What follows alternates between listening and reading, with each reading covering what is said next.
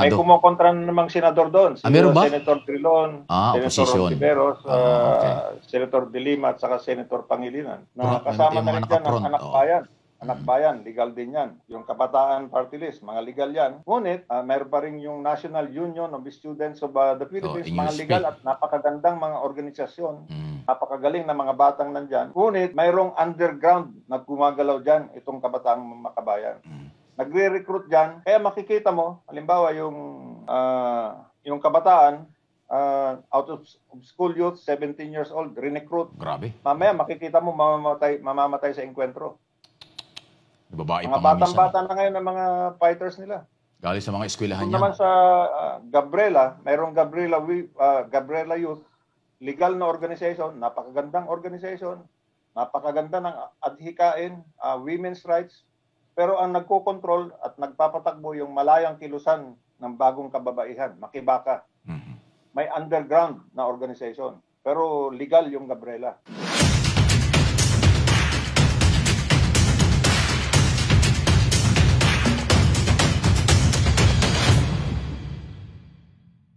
Ang Pangulong Rodrigo Roa Duterte bilang ama ng bayan ay talagang nakipag-usap din sa kanila na nagbuo tayo ng mga peace panels upang pag-usapan ang political settlement ng problemang ito. Ngunit ang kanilang inuunang papirmahan kaagad noon ay yung sinasabi nilang Comprehensive Agreement for Socio-Economic Reforms, na kung saan sila ay mamimigay ulit ng lupa at ang magpapamigay ng lupa ay mga NPA. Meron din silang ipinopropose na 5 pang committee at mayroong joint monitoring committee ito. 6 sa gobyerno, 6 sa kanila. Parang pantay lang. Parang hati ang kaagad 50-50 na. Parang hati ang kalag. Eh talagang parang lumalabas na nanalo na sila at mayroon ng coalition government. Parang yun ang gusto nilang palapasin. Kaya pala talaga natigil ang usapan ng sekretary. Tama lang. Ngayon lang lumalabas itong istoryang ito. Yan pala ang dahilan kung bakit ipinatigil ni Pangulong Duterte ang pisto kasi hindi nga tama na maghati sa power sa gobyerno. Oo. Ang sabi nga ng Pangulo, ang mandato kong ito bilang presidente ay galing sa tao. Kaya hindi ko pwedeng ibigay din sa inyo. Kaya noong November 2017, pagkatapos ng halos 2 taon na pag-uusap, ay ipinatigil na ng ating Pangulo ang pakikipag-usap sa kanila. At 1 year, right on that year, 2017, ay nagdeklara ang Pangulo na itong CPP-NPA ay terrorist organization. Ayun. Okay. So, ayan. Kung kaya naman, by 2018, wala na talaga. Mayroon pa rin mga attempt na ibalik yung peace talks. Pero noong 2018 December ay naglabas na ng Pangulo ng order, ng Executive Order number 70. Ito na yung nagbuo ng National Task Force to end the local communist armed conflict. At nandito na tayo. Okay. Ang Pangulo mismo ang nagsabi na ako ang mamumuno ng National Task Force na yan. Ilinagay naman ako bilang Vice Chairman. Mayroon tayong 19 cabinet members, kasama ang Chief of Staff, Armed Forces, Chief PNP, Director General ng NICA at Chairman ng National Commission on Indigenous Peoples. Bilang bumubuo ng National Committee. Okay. Meron kami ngayong mga cabinet officer for regional development and security. Bawat region. 17 regions yan. Sila ang regional task force commander. Ang ating provincial task force commander ay ang mga governor. Ang ating municipal task force commander ay mayor at ang kapitan naman ay ang barangay task force. Kaya from national to local. Nationwide. Nationwide. National to At local. ngayon, itong barangay development program, ito na ngayon ang isang katuparan ng isang program, isang flagship program ng National Task Force LCAC. At ito na yung magbibigay ng 20 million per barangay. Yung mga dati nilang guerrilla base. ah, halatang halata yung Makabayan Block doon sa Kongreso Yung mga ay congressman. talagang binabara itong 20 million na ito sa barangay. Sa budget. 800 Oo nga. barangay. Ah, sinuspende yung budget ko, sinuspende yung budget ng PCO dahil sa ating strategic communications chairperson na si Undersecretary Ligarda, Mhm. Lorraine Badoy. Badoy, Okay. Ligarda tuloy nabanggit ko. Sige. Sinuspende rin ng iba pang budget. Muntik na masuspende ang defense at saka Ako, DILG. kailangan yun. Biro mo, 6 na party list dyan sa Kongreso, kaya nilang ipasuspende yung session at ipasuspende yung budget namin. Pero dahil majority vote naman, Yes, a numbers game. Kalusot pa rin. majority vote, kaya naipasa pa rin yung budget namin sa House of Representatives. Mamayang hapon, nandun na ako sa Senado upang i-depensa yung aking budget doon. Ayun. Wala kayong magiging problema sa Senado. May kumukontra na namang senador doon. Si meron ba? Senator Trilon, Senator Oposisyon. Ontiveros, Okay. Senator De Lima at saka Senator Pangilinan. Majority naman sumusuporta, kaya okay lang tayo, Mike. Tsaka yung budget po ng defense at ng budget po ninyo sa bilang national security, napakahalaga niyan, lalo sa mga panahong ito, hindi lang sa issue tungkol sa CPP-NPA, kundi may marami pang kalaban ng Estado, di ba, Secretary? Kaya kailangan talaga ninyo ng pera, lalo na sa pagpasok ng bagong taon. At alam ko may bibigay naman yan. Tama yun. Ang ating national defense ay tumutupad din sa disaster relief operation. Yes, isa pa yan. Oo. Kaya kailangan din nila ang pondo. Alam ko rin ang situation naman sa external defense dyan sa West Philippine Sea dahil ako naman ay chairman ng National Task Force for the West Philippine Sea. Ayan, isa pa yan. Kailangan din natin na may mga requirements tayo dyan. Kailangan ipa-repair natin yung airstrip natin sa Pag-asa. Yes. Okay, balikan ko lang. Okay. Secretary, itong issue sa laban sa CPP-NPA. So sa tingin po ninyo, nananalo na tayo rito. Sabi po nga ninyo, kakaunti na, nabawasan na yung pwersa nila, yung armadong grupo nila. So sa tingin po ninyo, dahil, alam nyo, yung oras kasi ang ating nagiging kalaban dito, kung di ba, pasintabi na 1 taon, 1 year and 8 months or 7 months na lang si Pangulong Duterte. So sa tingin po ninyo, may enough pa yung panahon, kaya pa ng panahon para magtagumpay ang Duterte administration laban dito? In the next 2 years, talagang tatamaan sila ng mabigat ang tatama sa kanila.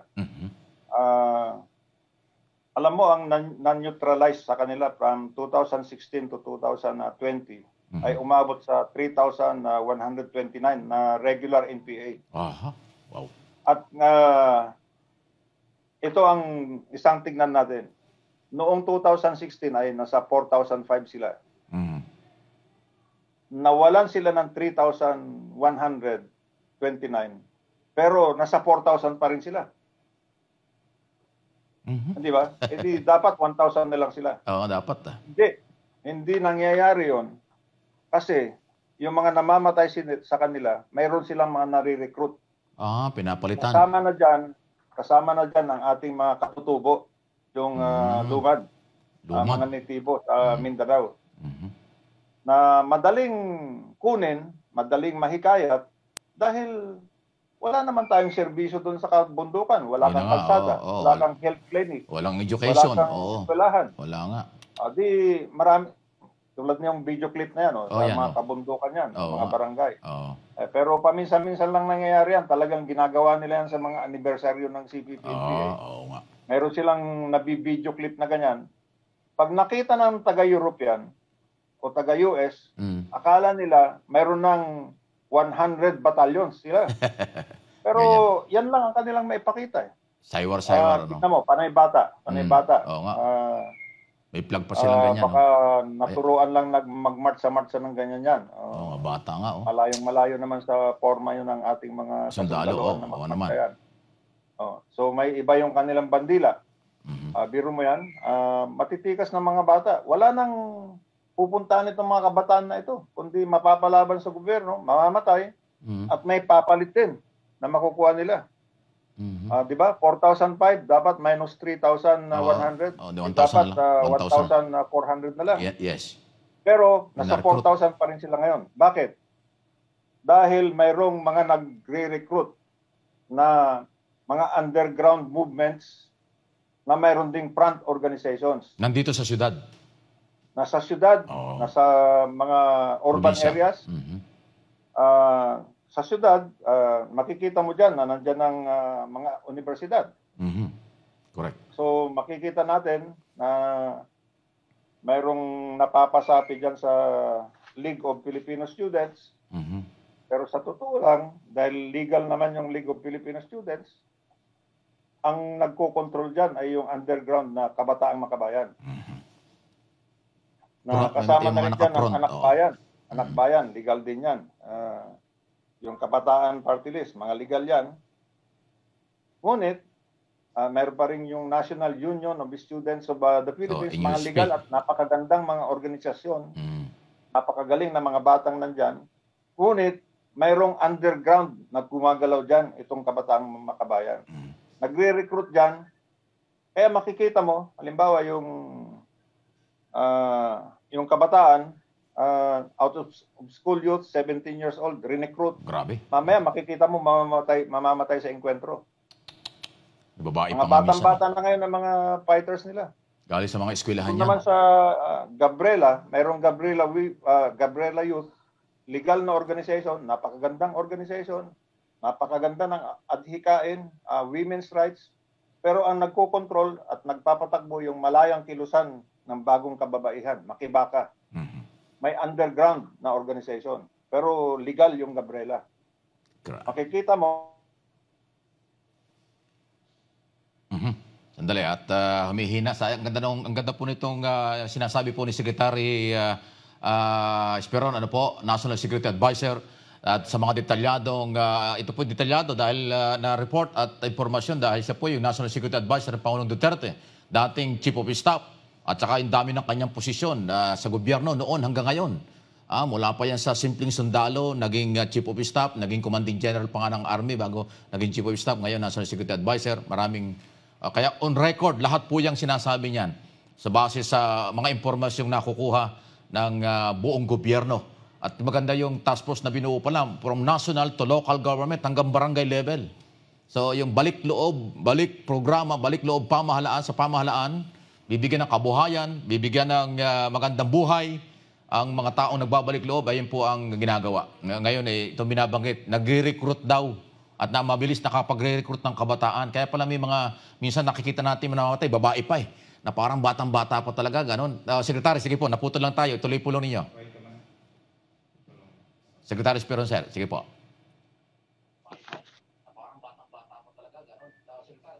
Okay. yun ngayon ang ating dapat na pagtuunan natin ng pansin yan. Mhm. Pagtuunan natin ng pansin yan kasi yung ating mga kabataan ay nasisira. Okay.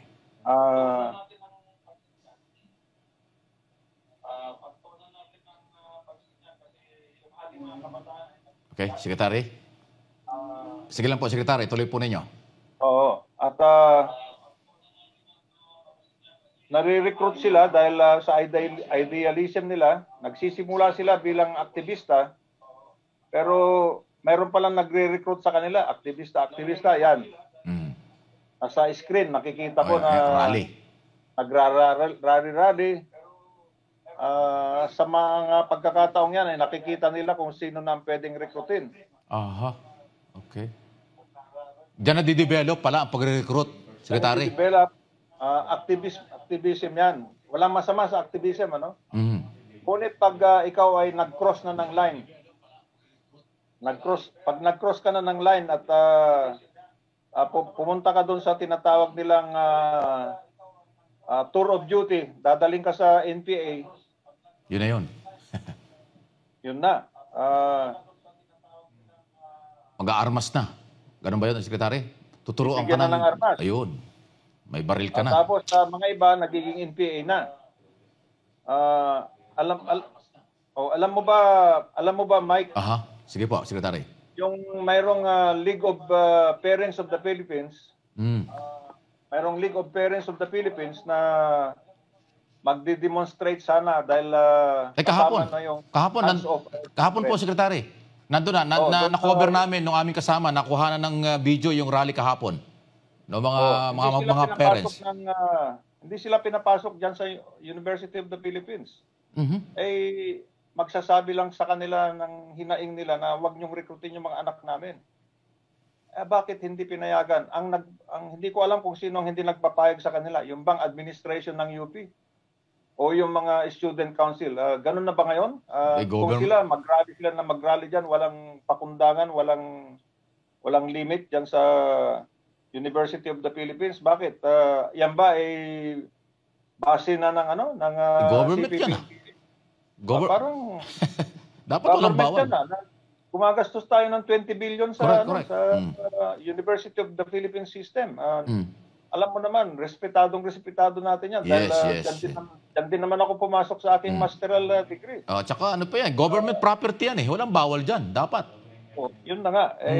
Nagtataka naman ako kung bakit hindi sila pinayagan. Ayan, ito yung rally, ito po yun, no? Yung kahapon. Yan ba? Kasi yung kasamahan namin si MJ Mondihar ang nandyan, nag-cover dyan kahapon eh. Ayan, yun po yung mga parents. Ito yata yung Hands Off Our Children. Yes. Hindi, League of Parents of the Philippines. Ito yung mga may mga anak na nawawala at hinahanap nila yung kanilang mga anak ngayon. Nandun namatay na sa NPA, sa inkwentro. Okay. Sige.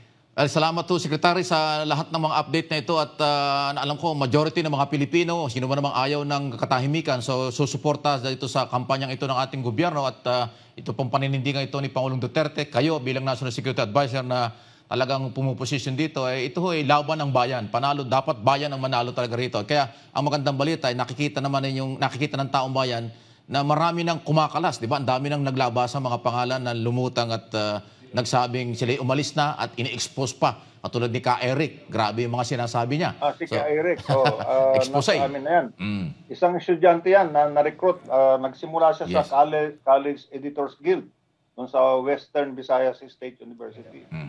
Pagkatapos noon ay na-recruit na siya hanggang maging taas ng rango niya. Hanggang maging ganap na kasapi na siya sa Communist Party of the Philippines. Itong mga Makabayan Bloc o Kamatayan Bloc nga ang tawag ko dyan.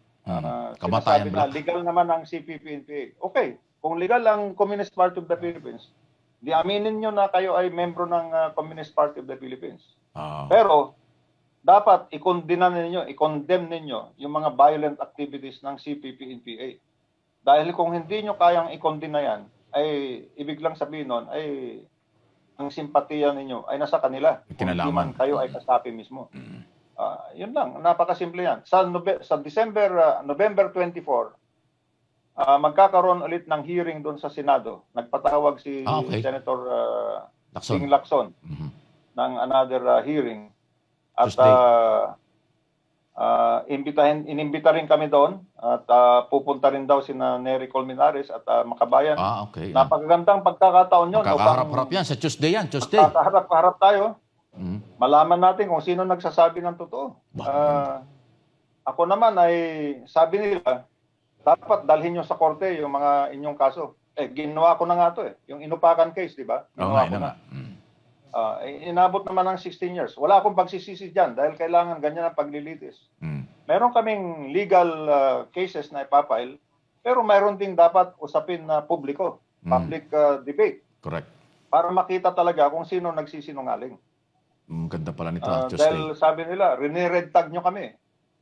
Sabi namin, hindi naman kami nag-red tag sa inyo. Kung may time pa sana tayo, pakita ko sa iyo yung video ni Joma Season. Sinabi niya yung mga pangalan ng mga organisasyon na sumasama sa armed struggle. Okay lang po. Marami tayong video sa inupakan. Next time siguro, Mike, sige lang. ko yun. So maganda pala itong hearing sa next, bali Tuesday po yon. Ang ganda pala nitong hearing na ito, maghaharap-harap kayo. Okay. Tuesday, 10 o'clock. Kaya after that, makikita nyo dahil live naman sa amin yan. Ilalive dito yan. So makikita natin lahat yan. Kaya magandang tingnan natin. tignan natin kung sino ang nagsisinungaling. Kasi kami, nakahanda lagi na magsabi ng totoo. Walang ibang sasabihin kundi ang katotohanan. Katotohanan lamang. Sila, mukhang nahirapan silang, napakagaling nilang magsinungaling. Mga ano sila, very duplicitous. Para silang dual tactics. Legal yung organization nila, pero meron silang underground. Kaya Operation, yun ang delikado. sinasabi nila, party list kami, legal kami. Tama yon. Pero anong ginagawa mo? Sumusuporta naman sila doon sa pailalim, sa underground. Kaya magkaalaman tayo. At ito lang ang hinaing ko dyan. Dahil kitang-kita naman na ang dami ng batang namamatay. Talagang dapat gumising tayo dito. Huwag nating pabayaan na makapag-recruit pa sila sa mga universities, sa mga eskwelahan, sa out-of-school youth, at sa ating mga katutubo. Okay. Tama yan. Napapahamak ang ating kabataan.